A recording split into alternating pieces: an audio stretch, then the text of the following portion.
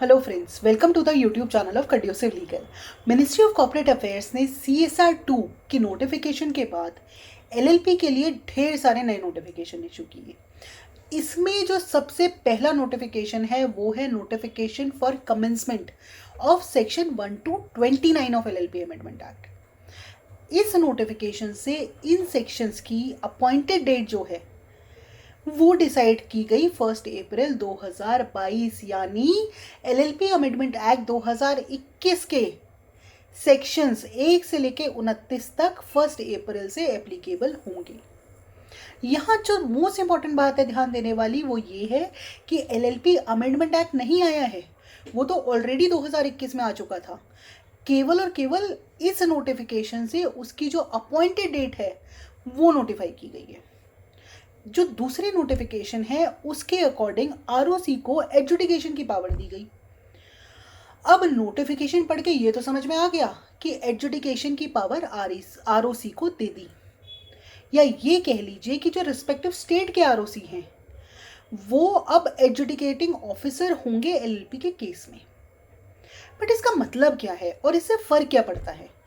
क्योंकि अमेंडमेंट आने से LLP एक्ट में फाइन की जगह रिप्लेस कर दिया गया पेनल्टीज को, और जैसा कि आपको पता है कि पेनल्टीज को एडजुडिकेट कराना पड़ता है, तो उस एडजुडिकेशन के लिए और इसकी इम्प्लीमेंटेशन के लिए ROC को एक एडजुडिकेशन पावर दे दी गई, यानी अब ROC LLP पे भी पेनल्टी डायरेक्टली लगा सकता है शो कॉज नोटिस इशू करके। इन केस अगर उन्हें कोई नॉन कंप्लाइंस लगता है या उन्हें लगता है कि कोई डिफॉल्ट है LLP में, तो वो सीधा आपको शो कॉज नोटिस इशू करेंगे and they can basically put a penalty on you. अब आते हैं थर्ड नोटिफिकेशन पे, जिसके अकॉर्डिंग LLP एक्ट के सेक्शन 17 में जो सेंट्रल गवर्नमेंट की पावर है उसे RD को डेलीगेट कर दिया गया। अब इसका मतलब क्या है? जैसा आप सबने बहुत बार देखा होगा कि बहुत जगह एक्ट में लिखा होता है कि इस केस में आपको CG का अप्रूवल चाहिए। अब CG अप्रूवल कैसे लें? कौन है CG? CG की फुल फॉर्म तो हम सबको पता है, सेंट्रल गवर्नमेंट। बट CG कोई डायरेक्ट अप्रूविंग बॉडी तो है नहीं, तो वो अपनी पावर जो है वो डेलीगेट करती है ROC को, RD को या NCLT को। तो इस केस में सेक्शन 17 यानी अगर LLP का जो नाम है वो प्रोहिबिटेड है, या बहुत बार आपने देखा होगा ऐसा होता है कि कोई सेम मिलता जुलता जो नाम है वो हमारे कॉम्पिटिटर रख लेते हैं, तो उस केस में हम लोग कंपनीज के केस में जैसे आपको पता ही है कि RD के पास जाते हैं for revocation of that name.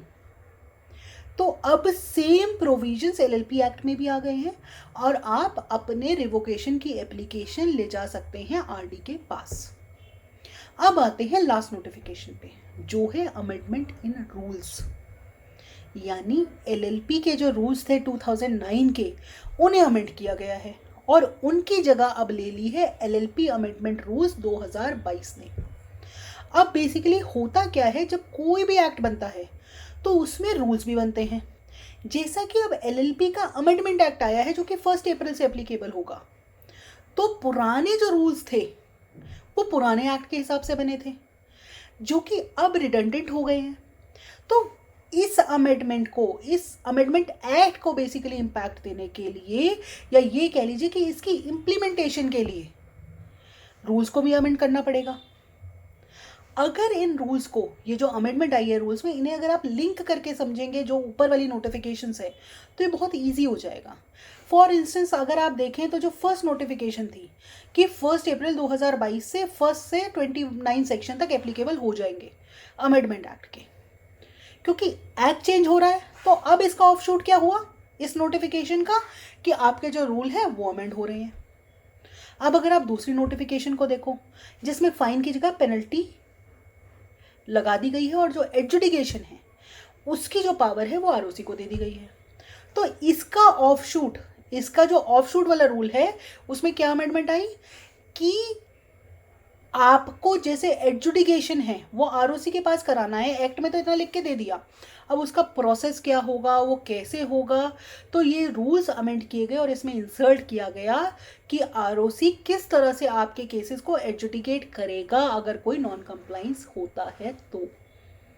इसमें ये लिखा गया है कि जी अगर इन केस आरओसी को ऐसी फील आती है कि आपकी एलएलपी में कोई भी नॉन कंप्लाइंस है, कोई डिफॉल्ट है, तो वो आपको राइटिंग में एक शो कॉज नोटिस देगा कि जी हमारे हिसाब से, नोटिस में आपको पूरी डिटेल दी जाएगी कि हमारे हिसाब से ये नॉन कंप्लाइंस है और आपने ये डिफ़ॉल्ट किए, तो आप प्लीज़ हमें बताइए कि आपके ऊपर ये पेनल्टी क्यों ना लगाई जाए।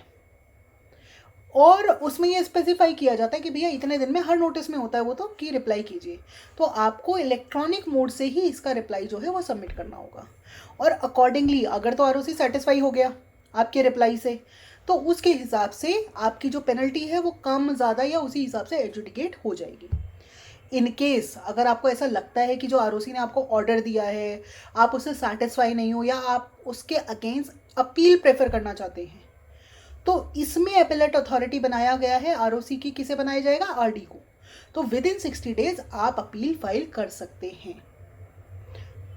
तो जैसा मैंने आपको बताया था कि जो रूल्स है ना ये टोटली लिंक्ड है, एक नोटिफिकेशन आई उसका ऑफशूट आया, एक रूल आया।